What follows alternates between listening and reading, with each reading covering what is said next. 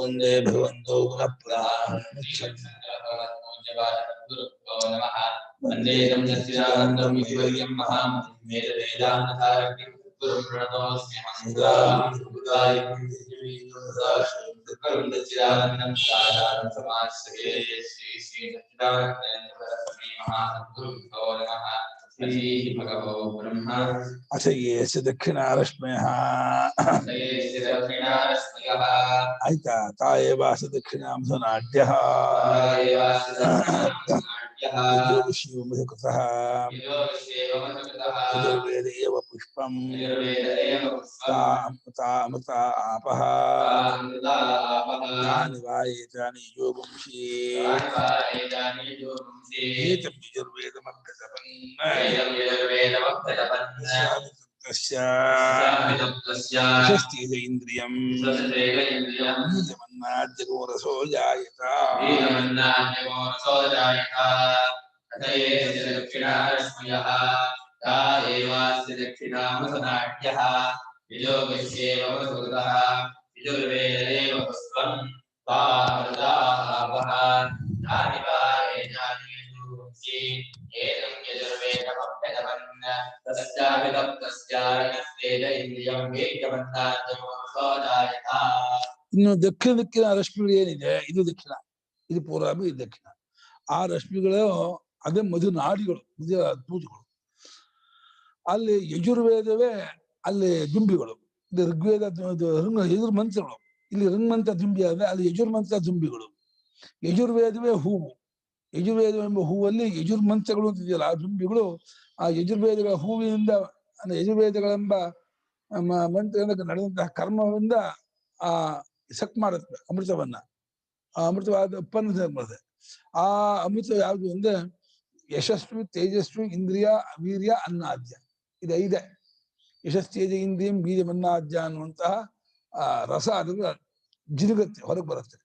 ಅದು ಆದಿತ್ಯನ ದಕ್ಷಿಣಕ್ಕೆ ಹೋಗಿ ಸೇರ್ಕೊಳ್ತದೆ, ಋಗ್ವೇದದ ಪೂರ್ವಕ್ಕೆ ಹೋಗಿ ಸೇರ್ಕೊಳ್ತಲ್ಲ ಇರೋದು. ಅಥವಾ ಏಸ ದಕ್ಷಿಣಾರಶ್ಮ್ಯ ಇತ್ಯಾದಿ ಸಮಾನ.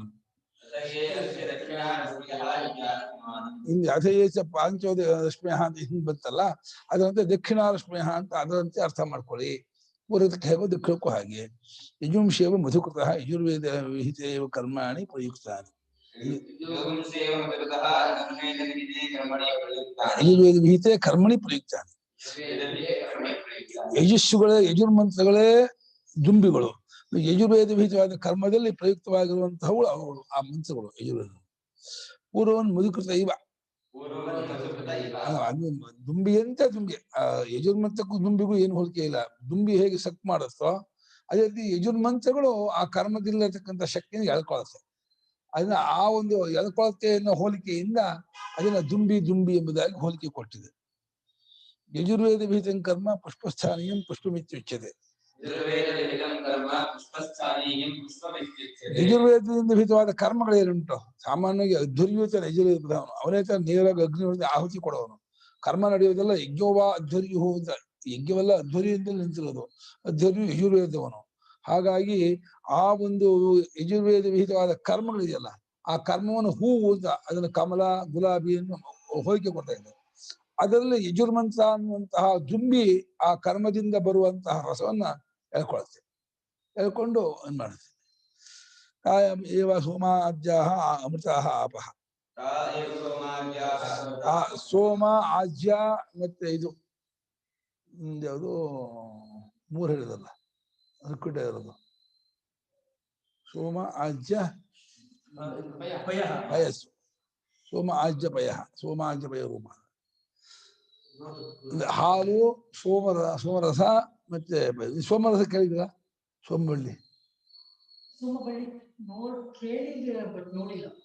ಕೇಳಿದ್ರೆ ಸೋಮಲತೆ, ಸೋಮಲತಾ ಅಂತ ಗಿಡ ಉಪಯೋಗಿಸ್ತಾರೆ. ಅದು ಬಹಳ ವಿಶೇಷ ಅಂತ. ಈ ಅಮೃತ ಬಳ್ಳಿ ಕೇಳಿದಲ್ಲ, ಅಮೃತ ಬಳ್ಳಿ ತರ ಇರುತ್ತೆ. ಕಹಿ ಅದು. ಮತ್ತು ಇದನ್ನ ಇದು ಸಿಗುತ್ತೆ ಹಿಮಾಲಯ ಸಿಗುತ್ತೆ. ಹಿಮಾಲಯದ ತುಂಬಾ ಇಲ್ಲಿ ಏನು ಬೇರೆ ಬೇರೆ ತಗೊಂಡ್ಬರ್ತಾರೆ, ಕಾಡು ಜಾತಿ ಅಡ್ಡ ಸರಿ ಇಲ್ಲ ಅದು. ಹಿಮಾಲಯದಲ್ಲಿ ಇದು ಅದರೊಳಗೆ ಬಂಗಾರದಂತೆ ಕೆಂಪು ರೇಖೆ ಇರುತ್ತೆ. ಆ ಒಂದು ಕಡ್ಡಿ ಕಡಿದ್ರೆ, ಆ ಕಡ್ಡಿನ ಸೀಳಿದ್ರೆ ಬಂಗಾರದಂತೆ ಒಂದು ಬಂಗಾರದ ಬಣ್ಣದ ಒಂದು ರೇಖೆ ಇರುತ್ತೆ. ಬಂಗಾರ ಅಲ್ಲ ಅದು, ಅದೇ ತರಹ ಕಾಣುತ್ತೆ. ಬಂಗಾರ ರೇಖೆ ಅದು ಸಪ್ಪೆ ಒಗಚೋದು, ಕಹಿಯೂ ಅಲ್ಲ, ಒಂದು ಒಗಚು ಅದೇನು ಅದು ಔಷಧಿ ತುಂಬಾ ಉಪಯೋಗಿಸ್ತಾರೆ. ಅದರಲ್ಲಿ ಟೇಸ್ಟ್ ಮಾಡಿದ್ದೀನಿ. ನಮ್ಮೂರಲ್ಲಿ ಏನು ಕಹಿ, ನಮ್ಮ ಅಮೃತ ಬಳ್ಳಿ ರಸ ಹಾಕೊಂಡಾಗೆ ದಿನ ಅಮೃತ ಬಳ್ಳಿ ಕುಡಿತೀನಲ್ಲ, ಅಷ್ಟ ಏನು ಅಂತಾರ ಒಗಚು ಏನಾಗಲ್ಲ. ಡ್ರಗ್ ಅಲ್ಲ, ಭ್ರಾಂತಿ. ಅದು ಡ್ರಗ್ಗೆ ಸಂಬಂಧವಿಲ್ಲ. ಅದು ಯಾವುದೇ ಸ್ವೀಟೆಸ್ಟ್ ಇಲ್ಲ, ಸಿಹಿ ಇಲ್ಲ, ಮದ ಬರೋಲ್ಲ, ಏನು. ಅದು ಒಂದ್ ರೀತಿ ಈ ರೆಸಿಸ್ಟೆನ್ಸ್ ಕೊಡುತ್ತೆ ದೇಹಕ್ಕೆ. ರೆಸಿಸ್ಟೆನ್ಸು ಅದು ಇದು ಶೀತ ಕಫ ಆಗುತ್ತೆ, ಇದು ಮಾಡುತ್ತೆ. ಆ ಸೋಮವೇ ಮುಂತಾದ ಇದೆಲ್ಲ ನೀರಾಗಿರ್ತಕ್ಕಂತಹ ಆಹುತಿ ದ್ರವ್ಯ ಇದೆಲ್ಲ ಅದೇ ಅಮೃತವಾದ ಆಪ. ತಾನಿ ವಾ ಏತಾನಿ ಯಜುಂಷಿ ಏತಿಂ ಯಜುರ್ವೇದಂ ಅಭ್ಯತಪನ್ನ ಇತ್ಯಮಾದಿ ಸರ್ವಂ ಸಮಾನ.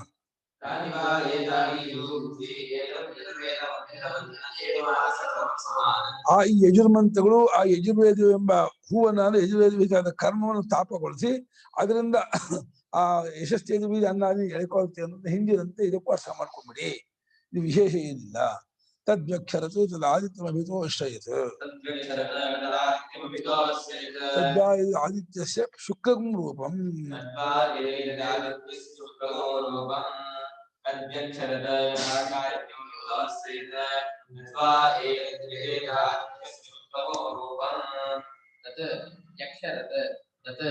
ಆದಿತ್ಯಂ ಅಭಿತಃ ಅಶ್ರಯತ್ ತತ್ ವೈ ಏತತ್ ಆದಿತ್ಯಸ್ಯ ಶುಕ್ಲಂ ರೂಪಂ. ಅದು ಅದನ್ನ ಜೀರ್ಣಿಸಿ ಆ ಯಜುರ್ಮಂತ್ರಗಳು ಆ ಯಜುರ್ವೇದ ಕರ್ಮವನ್ನ ಪ್ರಯೋಗ ಮಾಡಿಕೊಡೇನೆ ಆ ಕರ್ಮದಿಂದ ರಸಗಳು ಹೊರ ಬಂತು. ಆ ಬಂದಂತಹ ರಸವು ಆದಿತ್ಯನ ಹೋಗಿ ಆಶ್ರಯಿಸಬೇಕು. ಆದಿತ್ಯದ ಬಿಳಿ ಬಣ್ಣ ಇದೆಯಲ್ಲ, ಅದೇ ಆ ಯಜುರ್ವೇದವೆಂಬ ಕರ್ಮದಿಂದ ಬಂದ ಆ ಹೂವಿನಿಂದ ಬಂದಂತಹ ರಸ ಅಂತ ಭಾವನೆ ಮಾಡಬೇಕು. ಕೆಂಪು ಋಗ್ವೇದದ್ದು, ಬಿಳಿದು ಯಜುರ್ವೇದದ್ದು ಅಂತ ಭಾವನೆ. ಮಧು ಎದು ಆದಿತ್ಯಸ್ಯ ದೃಶ್ಯತೆ ಶುಕ್ಲಂ ರೂಪಂ. ಈ ಮಧುವಿನ ಈ ಜೇನುತುಪ್ಪವು ಯಾವುದು? ಆದಿತ್ಯನಲ್ಲಿರ್ತಕ್ಕಂತಹ ಬಿಳಿ ಬಣ್ಣದ ಜೇನುತುಪ್ಪದಲ್ಲೂ ಆ ಬಣ್ಣ ಇದೆ. ಜೇನುತುಪ್ಪದಲ್ಲಿ ಸ್ವಲ್ಪ ರೆಡ್ಡಿಶ್ ವೈಟ್, ಆಮೇಲೆ ನೆಲದೊಳಗೆ ಇದು ಕಟ್ಟತ್ತೆ ಜೇನುಗಳು, ಇದು ಅದು ಬಹಳ ಇನ್ನೂ ಸ್ವೀಟ್ ಅಂತೆ. ನೆಲದೊಳಗೆ ಜೇನುಗಳು ಅದನ್ನ ಗುಂಡಿ ಕಾಲದಲ್ಲಿ ಒಂದು ಇದು ಮಾಡಿಬಿಟ್ಟು ಅಲ್ಲಿ ಗೂಡು ಕಟ್ಕೊಂಡು ಅದು ಭಾರಿ ಜೋರ ಕಿಚ್ಚತ್ತಂತೆ ಆ ಜೇನು. ತುಂಬಾ ಕಾಡು ಜೇನುದು ಅದು ಆ ಜೇನುತುಪ್ಪ ಮಾತ್ರ ಕಾಡಿನ ಎಲ್ಲಾ ಇದನ್ನು ತಗೊಂಡ್ರೆ ಅದು ಬೆಳ್ಳಿಗೆ ಇರ್ತಂತೆ, ಅದು ಕೆಂಪಿರೋದು. ಅದು ಭಾರಿ ಮಂದ, ಇದಕ್ಕಿಂತ ಇನ್ನು ಮಂದರಂತೆ. ಭಾರಿ ಟೇಸ್ಟ್ ಅದು, ಭಾರಿ ಸಿಹಿ ಇದ್ದದು. ಅದನ್ನ ರಾತ್ರಿ ಹೊತ್ತಲ್ಲಿ ಹೋಗಿ ಗೊತ್ತು ಮಾಡ್ಕೊಂಡು ಹಾರೆ ಕೊತ್ಕೊಂಡು ಅಗದು ಬಿಟ್ಟು ಅದು ಇಷ್ಟೇ ತೂತ ಇರುತ್ತೆ, ಒಳಗೆ ಹೋಗಿ ಕಟ್ಟಿರುತ್ತೆ. ಅದನ್ನ ಅಗಲ ಮಾಡ್ಕೊಂಡು ಒಳಗೆ ಹೋಗಿ ಅದಕ್ಕೆ ಬೆಂಕಿ ಹಾಕಿ ತೆಗಿತಾರೆ. ಬೆಟ್ಟದ ಮೇಲೆ ನಾವು ಬ್ರಾಹ್ಮಣರು ಕಿತ್ಬಾರ್ದು ಅದನ್ನ, ನಾವು ಬ್ರಾಹ್ಮಣರು ಅದನ್ನ ಕಿತ್ಬಾರ್ದು, ನಮ್ಗೆ ನಿಷೇಧ ಅದು. ನಾವು ಅದನ್ನ ಮುಟ್ಟಕ್ಕೆ ಹೋಗ್ಬಾರ್ದು, ನಮ್ಮ ಬ್ರಾಹ್ಮಣರಿಗೆ ಅದಲ್ಲ. ಅದು ತಿನ್ನಬಾರ್ದು ನಾವು. ಜೇನುತುಪ್ಪ ತಿನ್ಬಾರ್ದು, ಚೆನ್ನಾಗಲ್ಲ. ಗೃಹಸ್ಥನಿಗೂ ನಿಮಿತ್ತ ಗೃಹಸ್ಥನಿಗೂ ಶ್ರಾದ್ದದಲ್ಲಿ ಮಾತ್ರ ದಿನಚಿತ್ತ ನಿಷೇಧ ಮಾಡಿದ್ದಾರೆ. ಪ್ರತ್ಯಂಚೋರಶ್ಮಯ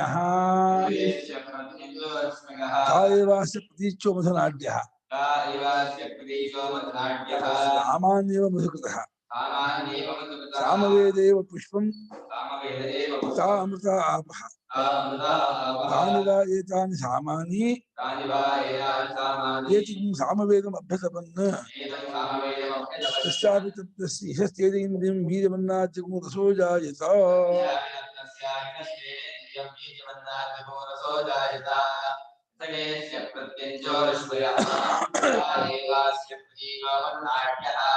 सामान्येव आमवेदेव पुष्पं रामदापः रादिवा एतान् सामानि वेदगुण सामवेदमभ्यनमन् तस्याविलग्नस्याश्रीरैन्द्रियं वीर्यमन्नात्मस्तो जायता ಇನ್ನು ಯಾವ ಪ್ರತ್ಯಕ್ಷ ಪಶ್ಚಿಮ ದಿಕ್ಕಿನ ರಶ್ಮಿ ಉಂಟೋ ಆ ಪರಿಸರ ಮಾಡು ये अस्य प्रत्युञ्चः रश्मयः ताः एव अस्य प्रतीच्यः वसुनाट्यः सामानि एव मधुकृतः सामवेदः एव पुष्पं ताः अमृताः आपः तानि वै एतानि सामानि एतं सामवेदम् अभ्यसन् तस्य अभितप्तस्य यशः तेजः इन्द्रियं वीर्यम् अन्नाद्यं रसः अजायत ಇನ್ನು ಪಶ್ಚಿಮ ದಿಕ್ಕಕ್ಕೆ ಹೋದಂತಹ ರಶ್ಮಿಗಳು ಏನುಂಟು ಅದೇ ಆ ಪಶ್ಚಿಮ ದಿಕ್ಕಿನ ತೂತುಗಳು ಆ ರೊಟ್ಟಿಯ ತೂತುಗಳು ಅದು ಸಾಮವೇ ಅದ ಮಧುನಾಡಿಗಳು ಸಾಮವೇದವೇ ಮಧುನಾಡಿಗಳು ಸಾಮವೇದವೆಂಬ ಹೂವು ಆ ಸಾಮವ ಗಾನವು ಸಾಮವೇದವೆಂಬ ಹೂವನ್ನ ತಾಪಗೊಳಿಸುತ್ತೆ ತಾಪಗೊಳಿಸಿಕೊಳ್ಳ ಅದರಿಂದ ರಸ ಹೊರಗೆ ಬರುತ್ತೆ ಹೊರ ಬಂದಾಗ ಅವರು ರಸ ಬಂದ ಜಾಗದಲ್ಲಿ ಯಶಸ್ಸೇದ ಇಂದ್ರಿಯ ವೀರ್ಯಮನ್ನಾದ್ಯ ವಿಷಾದ ರಸಗಳು ಯಶಸ್ಸು ತೇಜಸ್ಸು ಇಂದ್ರಿಯ ವೀರ್ಯ ಅನ್ನಾದ್ಯ ಅಂತ 5 ಅನ್ನಾದ್ಯ ಅಂದ್ರೆ ತಿನ್ನಬೇಕಾದಂತಹ ಆಹಾರ ತಿನ್ನಕ್ಕೆ ಸಾಮರ್ಥ್ಯ ತಿನ್ನಬೇಕಾದ ಪದಾರ್ಥ ಎರಡೂ ಇವನಿಗೆ ಸಮೃದ್ಧ ಸಿಗತ್ತೆ ಆ ರಸ ಬಂದದ್ದು ಅದು ಅಸಯೇ ಪ್ರತ್ಯಂಚೋ ರಶ್ಮಯ ಇತ್ಯಾದಿ ಸಮಾನ ಭಾಷೆ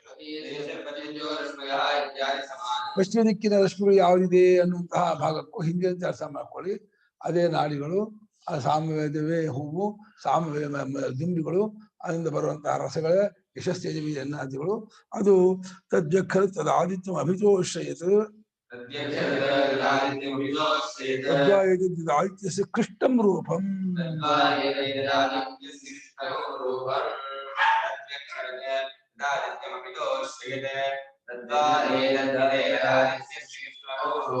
ಅದು ಅದಕ್ಕಿಂತ ಹೊರಗೆ ಬಂತು ಅದು ಆದಿತ್ಯನ ಅದು ಪರಿಚಯ ಮಾಡು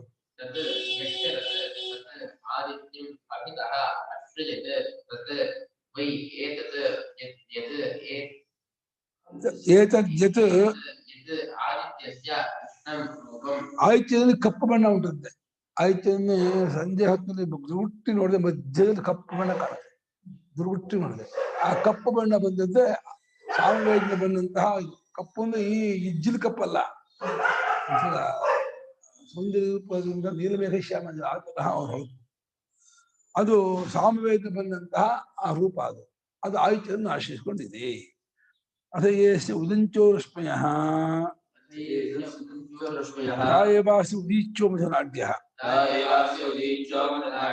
ಅಥರ್ವಾಂಗಿರಸ ಏವ ಮಧುಕೃತಃ ಇತಿಹಾಸ ಪುರಾಣಂ ಪುಷ್ಪಂ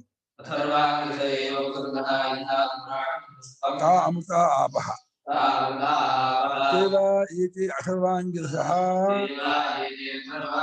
ಏತೆ ಇತಿಹಾಸ ಪುರಾಣಂ ಅಭ್ಯಸಪನ್ ತಸ್ಯ ಅಭಿತಪ್ತಸ್ಯ ಯಶಸ್ಸೇಂದ್ರಿಯಂ ವೀರ್ಯಮನ್ನಾದ್ಯೋ ರಸೋ ಜಾಯತ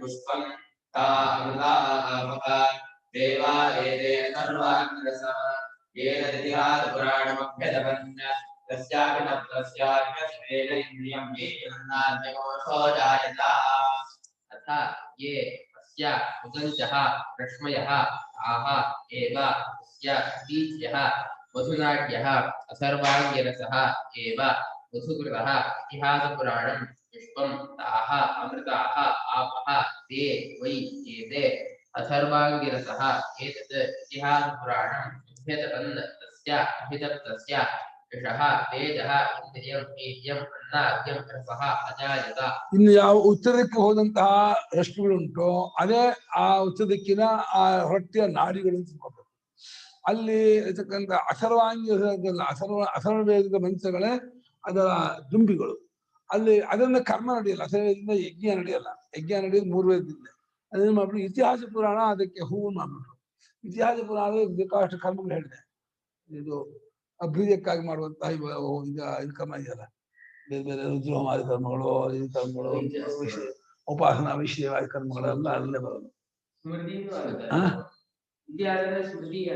ಇತಿಹಾಸ ಮಹಾಭಾರತ ಸ್ಮೃತಿ ಇದ್ದಾನೆ. ಅದೇ ಅಲ್ಲ ಇತಿಹಾಸಗಳು ಇತಿಹಾಸ ಮಹಾಭಾರತ ಸ್ಮೃತಿಯನ್ನು ತಗೊಂಡಿದ್ದಾರೆ. ಇತಿಹಾಸ ಅಂದ್ರೆ ಮಹಾಭಾರತದ ಇತಿಹಾಸ ಭಾಷೆಗಾರರು. ಪುರಾಣ ಅಂದ್ರೆ ವಿಷ್ಣು ಪುರಾಣ. ರಾಮಾಯಣ ಇರಲೇ ಇಲ್ಲ ಭಾಷೆಗಾರ. ರಾಮಾಯಣ ಗ್ರಂಥ ಅಂತ ಇದ್ದಿರಲಿಲ್ಲ. ಮಹಾಭಾರತ ರಾಮಾಯಣ ಗ್ರಂಥ ಬರುತ್ತೆ. ರಾಮಾಯಣ ವಿಚಾರ.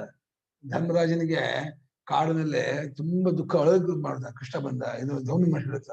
ಎಲ್ಲ ಕಳ್ಕೊಂಡ್ಬಿಟ್ಟೆ, ಮನುಷ್ಯಗಳೇ ತಮ್ಮಂದ್ರೆ ಕಾಡು ಪಾಲ್ ಮಾಡ್ಬಿಟ್ಟೆ ಹೇಳುದು. ಅವಾಗ ನಿನ್ಗೇನ್ ಮಹಾ ಕಷ್ಟ, ಇನ್ನು ರಾಮ ತೀರ್ಥ ಆಗಿದ್ದು ರಾಮ ತುಂಬ ಇದ್ದ, ಅವನು ಏನೂ ಮಾಡ್ದೀನಿ, ಅವನು ನಾವು ತಂದೆ ಹೆಂಡತಿ ಚಿಕ್ಕಿರಿ ಹೆಂಡತಿ ಮಾಚಿನಂತೆ ಕಾಡು ಕಳಿಸ್ಬಿಟ್ಟು 14 ವರ್ಷ ರಾಮ ಇದ್ದ. ಕಥೆ ಸಮಾಧಾನ ಮಾಡ್ತಾರೆ. ಅದು ವಿಸ್ತಾರ ಅಂದ್ರೆ ಇಷ್ಟು ಇಷ್ಟಿಲ್ಲ, ಅಲ್ಲೂ ರಾಮಾಯಣ ಬರುತ್ತೆ. ಅಷ್ಟೇ ಹೊರಟು ಈ ವಾಲ್ಮೀಕಿ ರಾಮಾಯಣ ಪ್ರಸಿದ್ಧ ಆಗಿಲ್ಲ. ಅದು ಶಂಕರಾಚಾರ್ಯ ಕಾಲದಲ್ಲಿ ಇತ್ತು. ನನಗೆ ಏನು ಆಧಾರ ಇಲ್ಲ. ಅದು ಎಲ್ಲೂ ಕೋಟ್ ಮಾಡಿಲ್ಲ.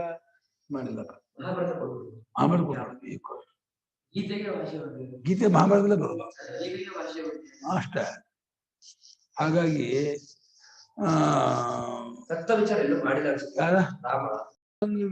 ಮಂತ್ರಗಳಿಂದ ಇದು ಶಾಂತಿ ತುಷ್ಟಿ ಪುಷ್ಟಿ ಕರ್ಮವೆಲ್ಲ ಇದ್ರಲ್ಲಿ ಬರುತ್ತೆ.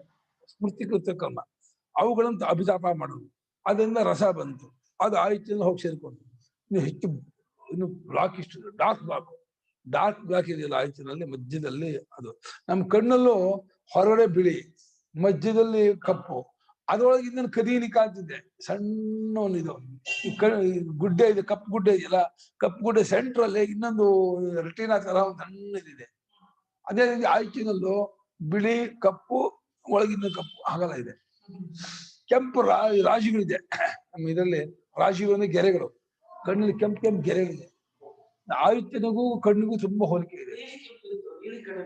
ನೀಲಿ ಕಣ್ಣು ಇರ್ತವೆ ಈ ದೇಶದಲ್ಲಿ. ಪರಮಾತ್ಮ ನಿಮ್ಗಿದ್ದಾನ ಪರಮಾತ್ಮ ಕೃಷ್ಣ ವ್ಯತ್ಯಾಸ ಬಹಳ ಡಾರ್ಕ್ ಜಾಸ್ತಿ ಆಗಿರ್ತಕ್ಕಂಥ ರೂಪ ಅದೊಂದು. ಅಥ ಯೇಷ ಊರ್ಧ್ವಾರಶ್ಮಯ ತಾಯೇವಾಸ ಊರ್ಧ್ವಾಮುದನಾಟ್ಯ ಗುಹ್ಯಾ ಗುಹ್ಯ ಏವ ಆದೇಶಾಃ ಆದೇಶಾಃ ಮೃತಃ ಬ್ರಹ್ಮೈವ ಪುಷ್ಪಂ ತಾ ಅಮೃತ ಆಪಃ ದೇವಾ ಏತೆ ಗುಹ್ಯ ಆದೇಶಾಃ ಏತದ್ ಬ್ರಹ್ಮ ಅಭ್ಯತಪನ್ ತಸ್ಯ ಅಭಿತಪ್ತಸ್ಯ ಯಶಸ್ಯೇತಿ ಇಂದ್ರಿಯಂ ವೀರ್ಯವನ್ನಾತ್ ಜಗುಂ ರಸೋದಯತ ಉದಂತೋ ರಶ್ಮಃ ಇತ್ಯಾದಿ ಸಮಾನಂ ಬಿಟ್ಬಿಟ್ವಾ. ಉದಂತೋ ರಶ್ಮಯ ಅಂತ ಇದೆಯಲ್ಲ, ಆ ಭಾಗಕ್ಕೆ ಹಿಂದೆ ಅಂತ ಅರ್ಥ ಮಾಡ್ಕೊಳ್ಳಿ. ಅಥರ್ವಾಂಗಿರಸ ಅಥರ್ವಣ ಅಂಗಿರಸ ಚತುಷ್ಟ ಮಂತ್ರಾಃ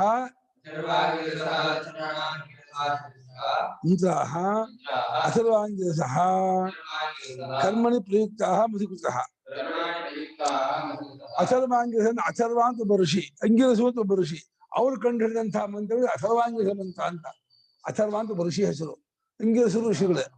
ಅಥರ್ವಾಂಗಿರಸ ಋಷಿಗಳು ಕಂಡಂತ ಅದನ್ನ ಕರ್ಮದಲ್ಲಿ ಪ್ರಯೋಗ ಮಾಡಿದಾಗ ಅವುಗಳೆಲ್ಲ ದುಂಬಿಗಳಾಗ್ಬಿಡ್ತವೆ. ಆ ಮಂತ್ರಗಳು ದುಂಬಿಗಳಾಗುತ್ತವೆ. ಇತಿಹಾಸ ಪುರಾಣಂ ಪುಷ್ಪಂ. ಇತಿಹಾಸ ಪುರಾಣಗಳಿಗೆ ಹೂವು ಅಂತಂದ್ರೆ ತಯೋಷ್ಟಿ ಇತಿಹಾಸ ಪುರಾಣಯೋ ಅಶ್ವಮೇಧೆ ಪಾರಿಪ್ಲವಾಸು ರಾತ್ರಿಷು ಕರ್ಮಾಂಗತ್ವೇನ ವಿನಿಯೋಗ ಪ್ರಸಿದ್ಧ.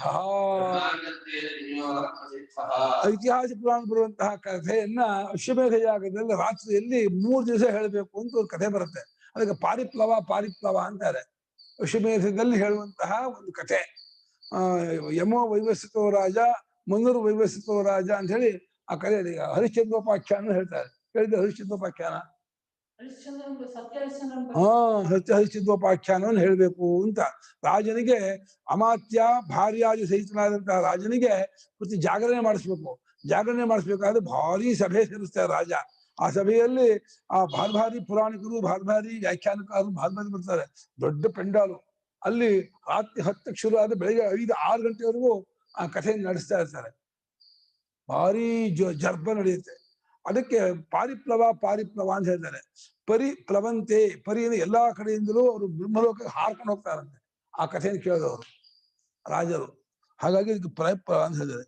ವಿಶ್ವಮೇಧದಲ್ಲಿ ಪ್ರಯೋಗ ಮಾಡುವಂತಹ ಆ ಕಥೆ ಅದು ಅದೇ ಇದು ಇದು ಕರ್ಮ, ಅದರಿಂದ ರಸ ಬರುತ್ತೆ. ಹಾಗೆ ಋಗ್ವೇದ ಹೂವು, ಈ ಇತಿಹಾಸ ಪುರಾಣವೇ ಹೂವು, ಅದರಿಂದ ಜಿರುಗುವಂತಹ ರಸ ಯಶಸ್ಸಿದೆ ಇಂದ ದಕ್ಷರದು.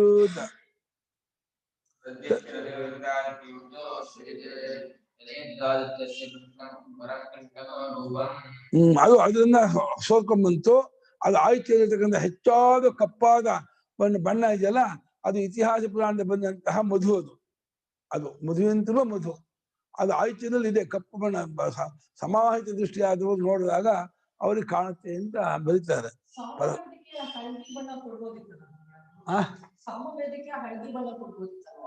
ಹಳದಿ ಬಣ್ಣ ಯಾಕೋ ಕಪ್ಪು ಬಣ್ಣ ಕೊಟ್ಬಿಟ್ರಪ್ಪ. ಕಪ್ಪು ಅಂದ್ರೆ ಈ ಕಪ್ಪು ಕೃಷ್ಣ ಇದೆಯಲ್ಲ ಅಸಮಂಗ, ಅದು ಆಯ್ತಿನ ಹೋಗಿ ಆಶ್ರಯಿಸ್ಕೊಂಡು ಅದೇ ಊರ್ಧ್ವಾರಶ್ಮ ಓದಿದ್ವಾ?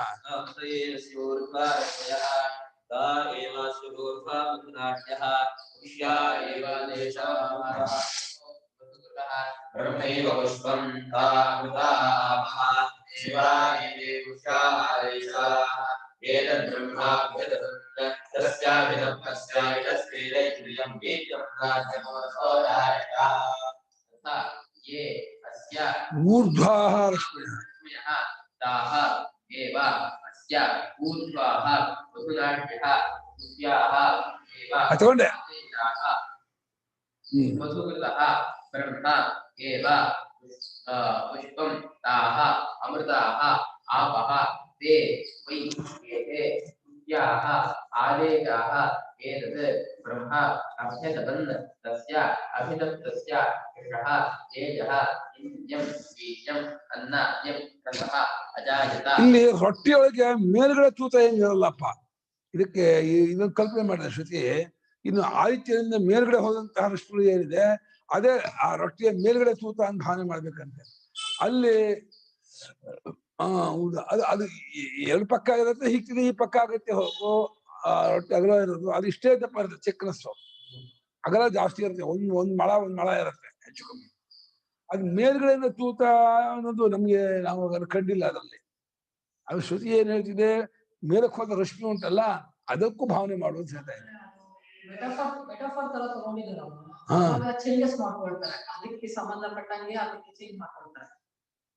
ಅದನ್ನ ಹೀಗಿಟ್ಟು ಫ್ಲಾಟ್ ಆಗಿಟ್ಬಿಟ್ರೆ ಮೇಲಕ್ಕೂ ತೂತ ಆಗತ್ತಲ್ಲ. ಹೌದು. ಅದಕ್ಕೆ ಗುಹ್ಯವಾದ ಯಾವುದು ಗುಹ್ಯ ಆದೇಶಗಳು ಅಂದ್ರೆ ಈ ಮಧ್ಯವದಂತಹ ರಹಸ್ಯವಾದಂತಹ ಹೆಸರುಗಳು ಉಪದೇಶಗಳು ಏನಿದೆ ಅದೇ ಅದರ ದುಂಬಿಗಳು ಮಾಡ್ಬೇಕು. ಬ್ರಹ್ಮವೇ ಅಂದ್ರೆ ಓಂಕಾರವನ್ನೇ ಹೂವು ಮಾಡ್ಕೊಬೇಕು. ಬ್ರಹ್ಮನೇ ಓಂಕಾರ. ಅದನ್ನ ಈ ಲೋಕದ್ವಾರ ಇದು ಲೋಕದ್ವಾರ ಪಾವನು ಅದೆಲ್ಲ ಮುಖ್ಯ ಆದೇಶ. ದ್ವಾಹ ಅಪಜಹಿ ಪರಿಗಮ್ ಅದೆಲ್ಲ ಮುಖ್ಯ ಆದೇಶಗಳು. ಅದನ್ನೆಲ್ಲ ದುಂಬಿಗಳು ಮಾಡ್ಬೇಕು. ಓಂಕಾರವನ್ನ ಹೂವನ್ ಮಾಡ್ಬೇಕು. ಅದನ್ನ ತಾಪಗೊಳಿಸಿದಾಗ ಅದರಿಂದ ಯಶಸ್ಸೇದಿ ಇಂದಿನ ಬೀದಿ ಮನ್ನ ಜಲಸ ಬಂತು ಅಂತ ಭಾವನೆ ಮಾಡ್ಕೊಳ್ಳೋದು. ಅಸಹ್ಯ ಊರ್ಧ್ವಾಹಾರ ಇತ್ಯಾದಿ ಸಮಾನಂ. ಮೇಲ್ಮುಖವಾಗಿರ್ತಕ್ಕಂಥ ರಶ್ಮಿಗಳು ಅಂತ ಇದೆಯಲ್ಲ, ಆ ಭಾಗಕ್ಕೆ ಹಿಂದಿನಂತೆ ಅರ್ಥ ಮಾಡ್ಕೊಂಡ್ಬಿಡಿ. ಏನ್ ವಿಶೇಷ ಏನಿಲ್ಲ ಅಂದ್ರು. ಗುಹ್ಯಾಹ ಗೋಪ್ಯಾಹ ರಹಸ್ಯ ಇವ ಆದೇಶಾಹ ಲೋಕದ್ವಾರೀಯಾದಿ ವಿಧಯ ಉಪಾಸನಾನಿ ಚ ಕರ್ಮಾಂಗ ವಿಷಯಾಣಿ ಉದುಕೃತಃ. ಗುಹ್ಯ ಗೋಪ್ಯವಾದ ರಹಸ್ಯವಾದಂತ ಹೆಸರು. ಇವಾಗ ಆಯ್ತರಿಗೆ ಅಹಹ ಅಂತ ಹೆಸರು, ಈ ಅಕ್ಷುಪುಷರಿಗೆ ಅಹಂ ಅಂತ ಹೆಸರು. ಇದೆಲ್ಲ ಒಂದು ರಹಸ್ಯವಾದ್ದು. ಇನ್ನು ಅನೇಕ ಬೇರೆ ಬೇರೆ ಹೇಳ್ತಾರೆ. ಹಾಗೆ ಉಜ್ಜೀಸೋಪಾಸನೆ, ಲೋಕದ್ವಾರ, ಈ ಇದೆಲ್ಲ ಉಪಾಸನೆಗಳು, ಕರ್ಮಾಂಗವಾದ ಉಪಾಸನೆಗಳು, ಲೋಕದ್ವಾರಗಳು, ಆ ರಹಸ್ಯವಾದ ಅದೆಲ್ಲ ದುಂಬಿಗಳು ಭಾವನೆ ಮಾಡ್ಬೇಕಂತೆ. ಅದನ್ನೆಲ್ಲ ದುಂಬಿಗಳು ಭಾವನೆ ಮಾಡಿ ಇಲ್ಲಿ ಬ್ರಹ್ಮೈವ ಪುಷ್ಪಂ, ಬ್ರಹ್ಮೈವ ಶಬ್ದಾಧಿಕಾರ ಪರಮಾಖ್ಯಂ ಪುಷ್ಪಂ. ಓಂಕಾರವೆಂಬ ಹೆಸರಿನ ಹೂವನ್ನೇ ಇಲ್ಲಿ ಬ್ರಹ್ಮ ಕರೀತಾ ಇದೆ. ಇದು ಪ್ರಕರಣ, ಓಂಕಾರ ಪ್ರಕರಣವಾದ್ದರಿಂದ ಶಬ್ದಾಧಿಕಾರ ಪ್ರಕರಣ. ಇಲ್ಲಿ ಬ್ರಹ್ಮ ಅಂದ್ರೆ ಪರಮಾತ್ಮ ತಗೋಬೇಡಿ, ಓಂಕಾರ ಶಬ್ದ ಇಟ್ಕೊಂಡ್ಬಿಟ್ಟು ಅದನ್ನೇ ಹೂವನ್ನು ಮಾಡಿ ಅದರಿಂದ ಬಂದಂತಹ ರಸಗಳು, ಅದರ ಉಪಾಸನೆಯಿಂದ ಬಂದಂತಹ ರಸಗಳು ಮಾನ್ಯ ಮಾಡ್ಕೊಳ್ಳಿ. ಸಮಾನಮನ್ಯತು ತದ್ವ್ಯಕ್ಷರತು ತದಾದಿತ್ಯಮಪಿತು ಅಶ್ರಯತು ತದ್ವಾ ಏತದ್ಯದೇದ ಆದಿತ್ಯಸ್ಯ ಮಧ್ಯೆ ಕ್ಷೋಭತ ಇವ. ಈಗ ನೋಡಿದ್ ನಾನು ಹೀಗೆ ಹೀಗೆ ಹೀಗೆ ತಿರುಗ್ತಂಗೆ ಕಾಣ್ತದೆ. ನೀವು ಆ ಕೋಲ್ ಇರುತ್ತಲ್ಲ, ಹಿಂದಿನ ಕಾಲದ ಮನೆ ಇರುತ್ತಲ್ಲ, ಆ ಹೆಂಚಿನ ಮನೆಯಿಂದ ಬಿಸಿಲು ಬಿದ್ದಾಗ ಮನೆ ಒಳಗೆ ಒಂದು ಕೋಲ್ ಬೀಳುತ್ತೆ, ಬೀಳುತ್ತೆ. ಅದು ಈ ಶೇಕ್ ಆಗ್ತಾ ಇರುತ್ತೆ ಬಿಸಿಲು ಆಮೇಲೆ ಬಿದ್ದಿರು. RCC ಮನೆ ಬೆಳೆದ ಹಳ್ಳಿಗಳ ಮನೆಯಲ್ಲಿ ಅದು ನಾಡಂಚಿನ ಮನೆಯಲ್ಲಿ ಸಂಧಿಯಿಂದ ಸೂರ್ಯ ಬೀಳುತ್ತೆ. ಬೆಳಕು ಬಿದ್ದಾಗ ಮನೆಯೊಳಗೆ ಕೋಲು ಬೀಳುತ್ತೆ, ಕೋಲ್ ಬೆಳಕು. ಆ ಕೋಲ್ ಬೆಳಕು ಬಿದ್ದ ಜಾಗ ಗಮನಿಸಿ ಅದು ಹೀಗೆ ಹೀಗೆ ಹೀಗೆ ಅಲ್ಗಾಡ್ತಾ ಇರುತ್ತೆ. ಅದರಿಂದ ಸೂರ್ಯನಲ್ಲಿ ಇದು ಹೀಗೆ ಹೀಗೆ ಹೀಗೆ ತಿರುಗ್ತಾ ಇರ್ತಾರೆ ಸೂರ್ಯ. ಅದು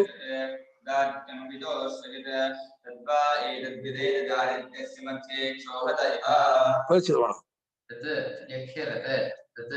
आदित्यम अभितः अश्रियते तत् वै एतत् यत् एतत् आदित्यस्य मध्ये शोभते इव शोभतः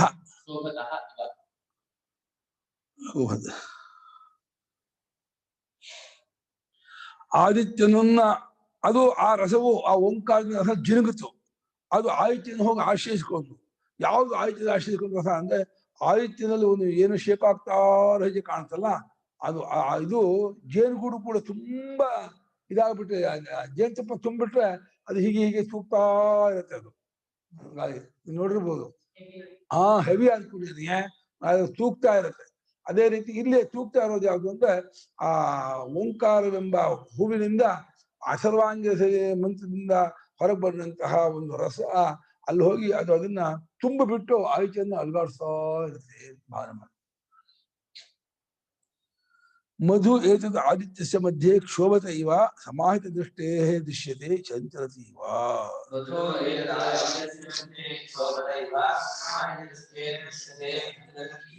ಇದು ಈ ಮಧು ಆದಿತ್ಯ ಮಧ್ಯದಲ್ಲಿ ತುಂಬಿ ತುಳುಕಾಡ್ತಾ ಹಂಗೋ ಕಾಣ್ತಂತೆ.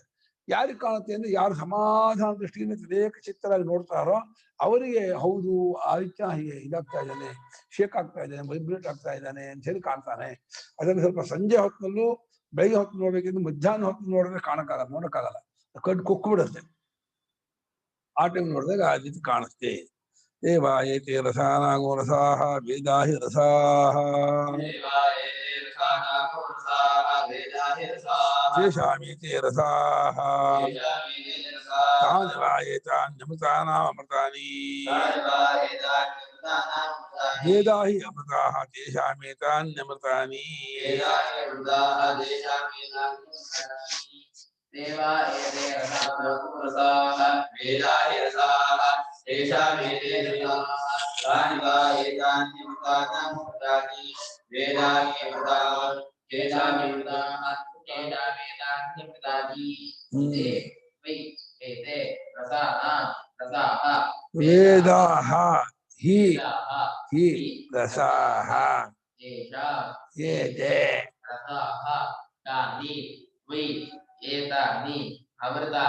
ಅಮೃತಾನಾಂ ಅಮೃತಾನಿ.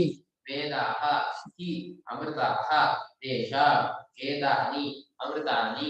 ಇದು ರೋಹಿತಾದಿ ಇದೆಯಲ್ಲ, ರೋಹಿತ, ಶುಕ್ಲ, ಕೃಷ್ಣ, ಪರಕೃಷ್ಣ, ಕ್ಷೋಭತೆ ಅಂತ, ಇದು ರಸಗಳ ರಸವಂತೆ.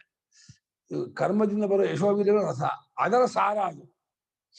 ರಸಾನಾಂ ರಸಾಹ, ವೇದಗಳೇ ರಸ, ಅವುಗಳಿಗೆ ಇದು ಸಾರ. ಅದರಿಂದ ಜಿನುಗಿ ಬಂದದ್ದು. ಅದು ಹೋಗಿ ಆಯ್ತು ಆಶ್ರಯಿಸ್ಕೊಂಡ್ರು. ಅಲ್ಲಿ ಎಲ್ಲ ಸಾಲಿಡ್ ಆಗಿದೆ. ಅವಳ ಅಮೃತಗಳು, ವೇದಗಳೇ ಅಮೃತಗಳು, ಅವುಗಳಿಗೆ ಇದು ಅಮೃತಗಳು, ರಸವು ಸಾರವಾಗಿದೆ ಎಂದು ಭಾವನೆ ಮಾಡಬೇಕು. ಎಲ್ಲ ಭಾವನಾತ್ಮಕವಾದ ಉಪಾಸನೆ ಇದು. ಆದಿತ್ಯನನ್ನು ನೋಡ್ಬಿಟ್ಟು ಅದು ದೇವಮಧು, ಅಸಾವಾದಿತ್ಯ ದೇವಮಧು. ದೇವಾಯೇತಿ ಯಥೋಕ್ತಾಃ ರೋಹಿತಾದಿ ರೂಪ ವಿಶೇಷಾಃ ರಸಾನಾಂ ರಸಾಃ.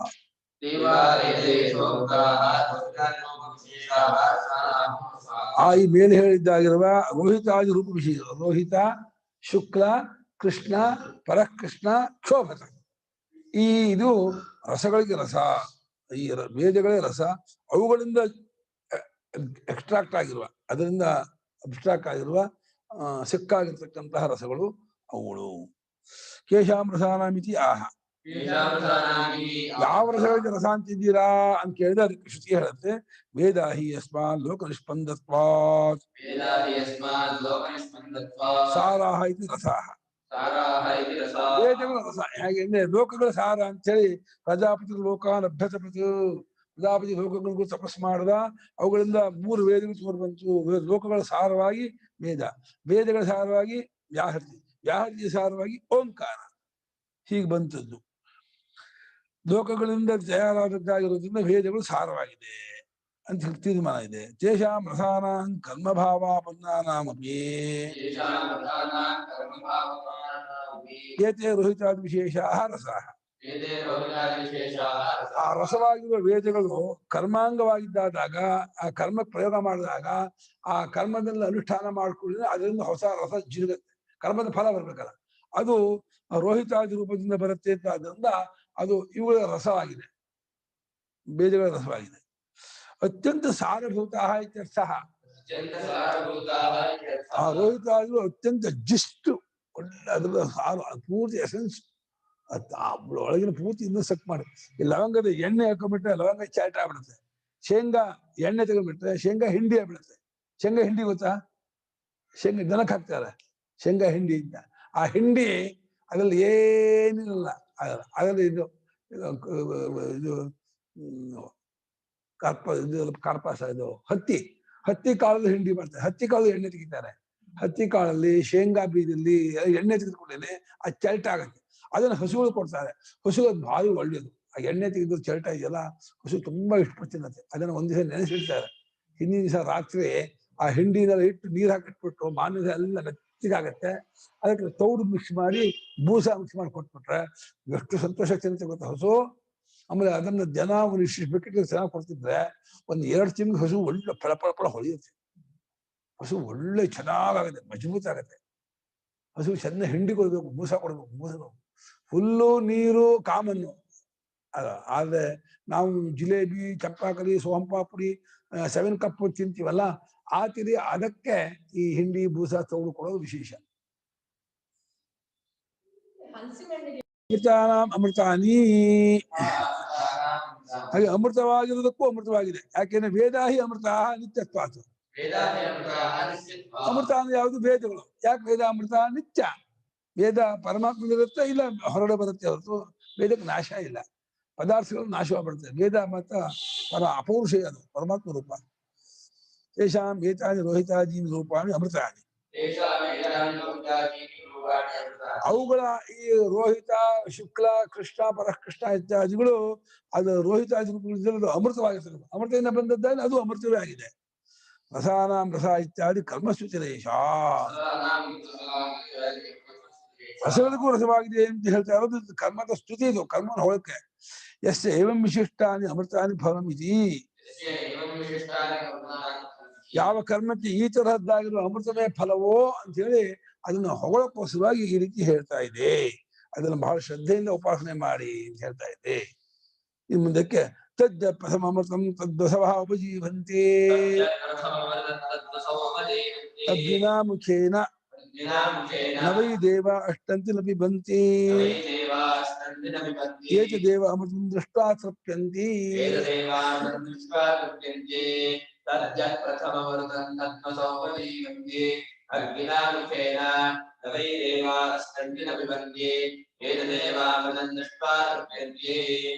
ತತ್ ಯತ್ ಪ್ರಥಮಂ ಅಮೃತಂ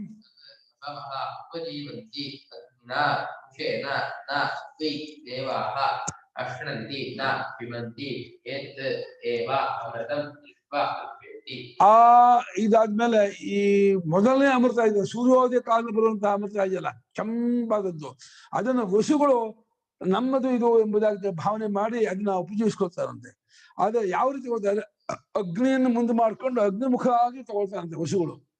ಅಷ್ಟವಸುಗಳು ಅದಕ್ಕೆ ಅಗ್ನಿಯ ನೇತ ಪ್ರಧಾನ. ಅಗ್ನಿದ್ವಾರವಾಗಿ ವಸುಗಳು ಆ ಸೂರ್ಯೋದಯ ಕಾಲದಲ್ಲಿ ಬರುವಂತಹ ಕೆಂಪಾಗಿರ್ತಕ್ಕಂತಹ ಅಮೃತವನ್ನು ಅವರು ಉಪಜೀವಿಸ್ಕೊಳ್ತಾರೆ. ಆದ್ರೆ ಅದು ತಿಂತಾರೆ ಅಂದ್ರೆ ನಾವು ಹೇಗೆ ಜೇನುತುಪ್ಪ ತಿಂದು ಹಾಕ್ತೀನಲ್ಲ, ನವೈ ದೇವಾ ಇಷ್ಟಂತೆ ನಪಿ ಬಂತಿ, ಅವ್ರು ಹೀಗೆ ಚರ್ಮಣ ನಿಖರ ಬಾಯಿಗೆ ಹಾಕೊಂಡು ಮಾಡಲ್ಲ, ಅವ್ರು ನೋಡಿ ಸಂತೋಷ ಪಡ್ತಾರೆ. ಏತದೇ ಅಮೃತ ದೃಷ್ಟ, ಈ ಅಮೃತವನ್ನು ಕಂಡು ಸಂತೋಷ ಪಡ್ತಾರೆ. ಅವಾಗ ಪ್ರೆಸೆಂಟ್ ಅದು ನೋಡ್ಕೊಳ್ಳಿ, ಹಬ್ಬಾ ಏನ್ ಚೆನ್ನಾಗಿದೆ, ಏನ್ ಅಂದ ಇದೆ ಅಂತ ಹೇಳಿ ಆ ಸೂರ್ಯೋದಯ ಕಾಲದಿಂದ ಒಂದು ಮಾರು ಮೇಲಕ್ಕೆ ಬರುವವರೆಗೂ ಸೂರ್ಯನೇ ಗಮನಿಸ್ತಾ ಅದನ್ನೇ ನೋಡ್ತಾ ಆನಂದ ಪಡ್ತಾ ಖುಷಿಯಾಗಿರ್ತಾರೆ. ಅದು ಆ ಕೆಂಪು ಬಣ್ಣ ಬಿಟ್ಕೊಂಡ್ ಬಂದಾಗೆ ನಮ್ ಟೈಮ್ ಆಯ್ತು ಅಂತ ಹೇಳಿ ವಸುಗಳು ಉದಾಸೀನರಾಗ್ತಾರೆ. ಆಮೇಲೆ ಹೃದಯ ಮಾಡ್ತಾರೆ, ನಮ್ ಟೈಮ್ ಬಂತು ಅಂತ ಹೇಳಿ ಹೃದಯ ಮಾಡ್ತಾರೆ. ಅವ್ರು ಸ್ವಲ್ಪ ಹೊತ್ತಂದ್ರೆ ಅವರು ಆಮೇಲೆ ಇವ್ರು ಬರ್ತಾರೆ, ಆದಿತ್ಯರು ಬರ್ತಾರೆ, ಆಮೇಲೆ ವಿಷಯದೇವರು ಬರ್ತಾರೆ, ಆಮೇಲೆ ಸಾಧ್ಯರು ಬರ್ತಾರೆ. ಮುಂದೆ ಕಥೆ ಬರುತ್ತೆ. 9 ಗಂಟೆ ಆಯ್ತು, ನಾಳೆ ಹೇಳೋಣ ಮುಂದೆ.